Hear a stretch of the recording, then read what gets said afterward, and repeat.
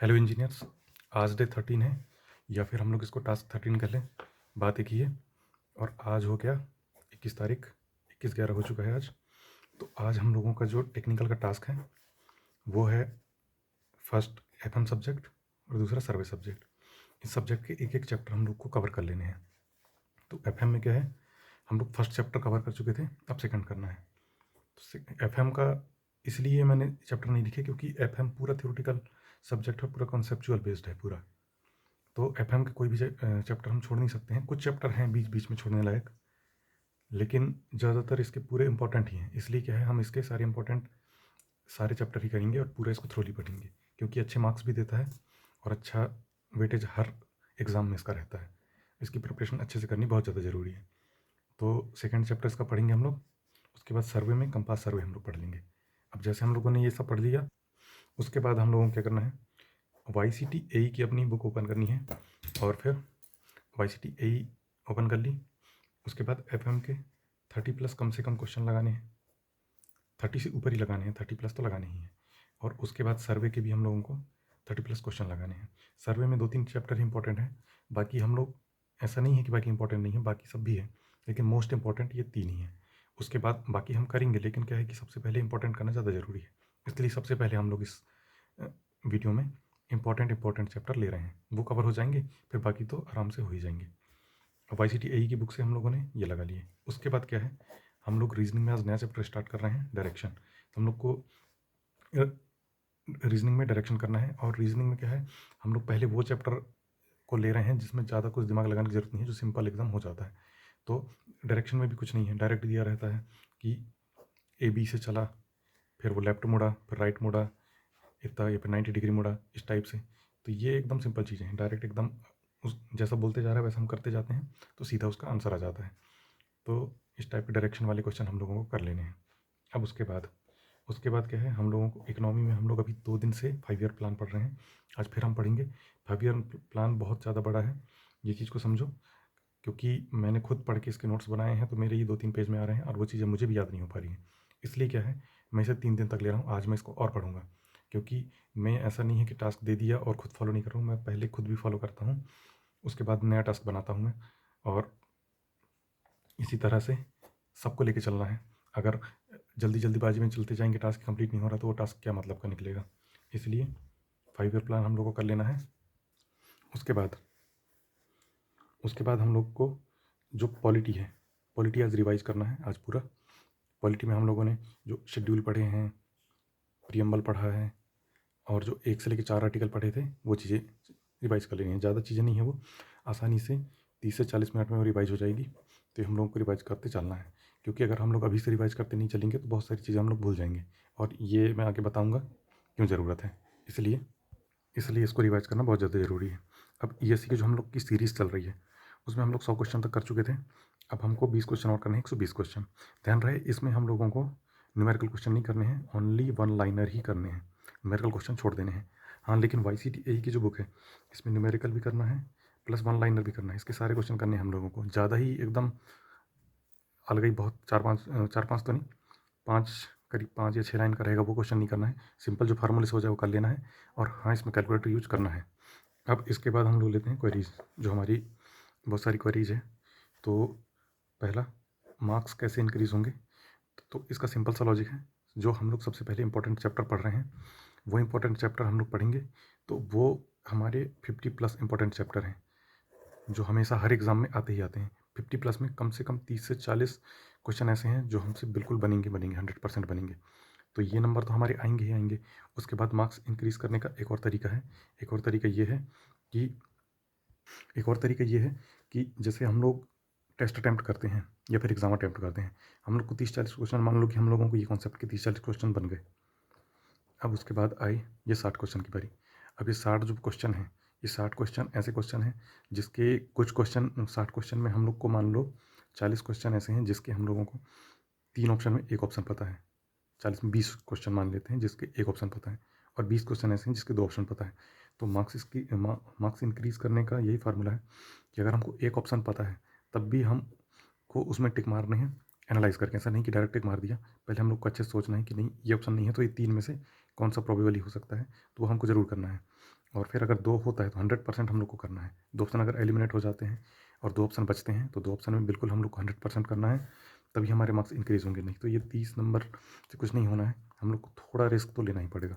थोड़ा रिस्क लेने का यही फंडा है कि अगर 2 ऑप्शन एलिमिनेट हो जाते हैं तो हम लोग को अटेम्प्ट करना बहुत ज़्यादा ज़रूरी है। और जैसे ही ये चीज़ें हम लोग करने लग जाएंगे, हमारे मार्क्स ऑटोमेटिक इंक्रीज़ होने लग जाएंगे।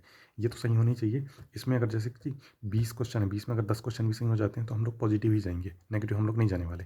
तो ये चीज़ को ध्यान रखना है हम लोगों को, और ये चीज़ हम लोग टेस्ट में भी अप्लाई करेंगे। अभी परसों के दिन हम लोग एक टेस्ट फिर से करेंगे। उसमें हम लोग अभी तो टेक्निक ही सीखेंगे, उसके बाद जो थर्ड टेस्ट जो होगा हमारा, सेकेंड टेस्ट तक हमारा लगभग एक बार इन सब हम लोग कर लेंगे कवर। थर्ड टेस्ट में हम लोग अप्रोच थोड़ा दूसरा अपनाएंगे, उसमें हम लोग क्वेश्चन भी करेंगे। अभी क्या हम लोग को टाइम मैनेज करना सीखना है, तो टाइम मैनेज के लिए पहला टेस्ट हमने दे दिया था, दूसरा हम फिर दे देंगे। उससे थोड़ा टाइम का हमको अंदाज़ा लग जाएगा किस टाइप से हम लोग को मैनेज करना है। तो ये तो पहले क्वेश्चन का जवाब हो गया। अब दूसरा ये है कि टेक में सब कुछ पढ़ लिया है, तो कुछ ऐसे भी लोग हैं जिन लोगों ने सारी चीज़ें टेक्निकल में पढ़ ली हैं, जो अभी मेंस की तैयारी कर रहे थे लेकिन मेंस में नहीं हो पाया। अब वो लोग कह रहे हैं कि हम किस तरीके से करें, क्योंकि हमने तो टेक्निकल कई बार पढ़ चुके हैं, थ्योरी पढ़ चुके। अब पढ़ने से मतलब वही चीज़ें और नंबर भी नहीं आ रहे हैं, तो उसके लिए क्या किया जाए? तो इसके लिए अभी हम लास्ट में डिस्कस करेंगे। तीसरा ले लेते हैं, टास्क कंप्लीट नहीं हो रहा है। टास्क कंप्लीट नहीं हो रहा, कोई बात नहीं है, जितना हो पा रहा है उतना कर लेना है। अगर क्वेश्चन नहीं लग पा रहे तो नहीं लग पा रहे, कोई दिक्कत नहीं है, लेकिन थ्योरी कंप्लीट पढ़नी बहुत ज़्यादा ज़रूरी है। इसलिए मैंने शुरू में बोला था कि थ्योरी पढ़ ही लेनी है, क्वेश्चन हो पाए चाहे ना हो पाए उसकी कोई दिक्कत नहीं है, लेकिन थ्योरी कवर कर ही लेना है। तो हम लोगों को 100% अपनी देने की कोशिश करनी है। इसमें 100% देने की कोशिश करो। 80%, 70% जितना होता है उतना ही अचीवमेंट मान के अपन को चलना है। अगर नहीं हो पा रहा है तो कोई दिक्कत नहीं है, लेकिन कोशिश तो हम लोग को पूरी ही करनी है। उसके बाद सब कुछ भूल जाते हैं, क्या करें? सब कुछ भूल जाते हैं, क्या करें? उसके लिए मैंने ये कुछ 2 टेक्निक बता रहा हूँ मैं, ये पहला और ये दूसरा। और जो टेक्निकल में सब कुछ पढ़ लिया और मार्क्स इंक्रीज़ नहीं हो रहे हैं, इन दोनों के लिए ये 2 चीज़ें हैं। ये 2 चीज़ समझो। तो पहला है हमारा मार्क्स बूस्टर है पहला, और दूसरा है टेक्जेड। तो मार्क बूस्टर और टेक्जेड, ये 2 चीज़ हम लोग को ध्यान रखनी है। आगे हम लोग इसी के तौर पे हम लोग आगे फर्दर फॉलो करेंगे चीज़ों को, तो इस चीज़ को अभी समझ लो, बाकी मैं आगे भी बताते जाऊँगा। तो मार्क्स बूस्टर क्या है? मार्क्स बूस्टर ये है कि जिन लोगों ने सब कुछ पढ़ लिया है, अब उन लोगों को क्या है कि प्रैक्टिस की ज़रूरत है, क्योंकि सब कुछ पढ़ने के बाद भी नंबर नहीं आ रहे हैं, यानी कि कॉन्सेप्ट में कुछ कमी है या फिर सिली मिस्टेक्स बहुत ज़्यादा हो रही है, वो कम होंगी क्वेश्चन के थ्रू। तो उसके लिए मैंने बनाया है मार्क्स बूस्टर। तो मार्क्स बूस्टर क्या है? मार्क्स बूस्टर ये है कि हम लोग YCT AE या फिर ESE या फिर SSC JE या फिर कोई सी बुक ले लो टेक्निकल वाली। हम लोग टेक्निकल की 3 ही बुक ले रहे हैं अभी तो। इन टेक्निकल बुक को अपन को ओपन करना है। उसके बाद हम लोग एक सब्जेक्ट ओपन करेंगे। मान लो कि पहला सब्जेक्ट है सॉइल, ये हमने ओपन किया। अब सॉइल ओपन किया, सॉइल में हम लोग चैप्टर देखे, हम लोग को पता चला कि सॉइल में 15 चैप्टर हैं। अब 15 चैप्टर हैं जैसे सॉइल में 1 2 3 4 इस टाइप से 15 चैप्टर होंगे।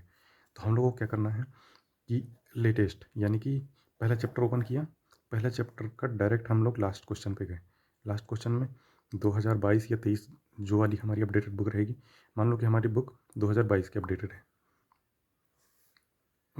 SSC JEE की बुक मान लेते हैं, SSC JEE की बुक 2022 की अपडेटेड है, तो लास्ट में 2022 के क्वेश्चन होंगे। तो हम लोगों को 2022 का लास्ट पन्ना ओपन कर लेना है। अब लास्ट पन्ने को ओपन किया हमने, अब हम लोग देखें कि क्वेश्चन नंबर क्या है। क्वेश्चन नंबर मान लो कि 110 है, तो हम लोगों को क्या करने हैं कि यहाँ से बैक जाना है और 100 से 110 क्वेश्चन कर लेने हैं। ऐसा एक सब्जेक्ट किया, उसके बाद फिर दूसरा चैप्टर ओपन किया, उसके भी ऐसे किए, तीसरा सब्जेक्ट ओपन किया, उसका भी मतलब तीसरा चैप्टर ओपन किया, उसका भी किया, चौथा चैप्टर का भी, पाँचवा चैप्टर का भी, ऐसे 15 चैप्टर हम लोग कर लिए। तो मार्क्स बूस्टर क्या है? मार्क्स बूस्टर ये है कि हम लोग पूरे 12 सब्जेक्ट के इस टाइप से करेंगे। अब क्वेश्चन ये आता है कि 12 सब्जेक्ट का एक साथ कैसे हो सकता है? 12 सब्जेक्ट बहुत टाइम लेगा। तो इसके लिए टेक्निक ये है कि हम लोग के जैसे 12 सब्जेक्ट हैं, तो हम लोग के 12 सब्जेक्ट हैं, तो 12 सब्जेक्ट में हर सब्जेक्ट में कम से कम 12 से 13 चैप्टर तो हैं ही। तो 12 से 13 चैप्टर हैं, तो हर चैप्टर के हम लोग 5-5 क्वेश्चन करेंगे। एक साथ तो 12 सब्जेक्ट हो नहीं सकते हैं, लेकिन 3 सब्जेक्ट या 6 सब्जेक्ट करके हो सकते हैं। तो मार्क्स बूस्टर जब भी हम लोग मार्क्स बूस्टर की बात करेंगे, तो उसमें 3 सब्जेक्ट लेके उनके सारे क्वेश्चन हम लोग कवर करने की कोशिश करेंगे। तो जिन लोगों ने सब कुछ पढ़ लिया है, उसके बाद भी जैसे नंबर नहीं आ रहे हैं, तो वो ये टेक्निक बिल्कुल अपनाएँ, बिल्कुल 100% नंबर आएँगे। मैं भी यही करता हूँ। जो सब्जेक्ट मैंने पढ़ लिए हैं, अगर मुझे उनकी थ्योरी नहीं पढ़नी है, मुझे लगता है कि थ्योरी मैंने सारी कवर कर ली है, उसके बाद भी क्वेश्चन नहीं बन रहे हैं, तो उसका यही एक तरीका है मार्क्स बूस्टर करने का। मार्क्स बूस्टर यही है, ये हमारे मार्क्स बिल्कुल बढ़ाएगा। तो इसमें क्या है, हम लोग को सब्जेक्ट लेके चलना है। मार्क्स बूस्टर में क्या है कि हम लोग को 3 सब्जेक्ट, 4 सब्जेक्ट, 5 सब्जेक्ट, इस टाइप सब्जेक्ट लेके चलने हैं। और उसके बाद आता है हमारा टेक्जेड। तो टेक्जेड क्या है? टेक्जेड ये है कि मार्क्स बूस्टर का ही छोटा रूप है, समझ लो। टेक्जेड में क्या करेंगे हम लोग कि जैसे हमारा एक सब्जेक्ट सॉइल है, तो सॉइल के जो 15 चैप्टर हैं हमारे, 15 चैप्टर में एक चैप्टर ओपन किया, उसके 10 कर लिए, दूसरा का 10, तीसरा का 10, ओनली एक सब्जेक्ट ही करेंगे। टेक्जेड में ओनली एक सब्जेक्ट करेंगे। मार्क्स बूस्टर में हम लोग एक से ज़्यादा सब्जेक्ट करेंगे, 2, 3, 4, 5, 6, 7, 8, 10, 12, 12 भी हो सकते हैं। एग्ज़ाम टाइम में आप 12-12 भी करेंगे। मैंने 12-12 भी किए हैं, हो जाते हैं वो, कोई दिक्कत नहीं है। तो मार्क्स बूस्टर में हम लोग जो एक से ज़्यादा सब्जेक्ट करेंगे, ग्रेटर देन 1, और इसमें क्या है, ओनली 1। बस ये चीज़ हम लोग को याद रखना है। तो आगे हम लोग क्या है कि इस टाइप से टेक्निक यूज़ करेंगे। अभी हम लोग का जब कंप्लीट होने लग जाएगा, इसलिए मैंने ये चीज़ें पहले बता दी। तो जो लोग सब कुछ भूल जाते हैं, क्या करें? तो उसके लिए भी यही टेक्निक है। मान लो कि जैसे हम लोग ने अभी हमारे जो सब्जेक्ट हैं एक बार पढ़ लिए हैं, अब हम लोग को उसको रिकॉल करना है। तो रिकॉल करने के लिए हम टेक्जेड यूज़ करेंगे।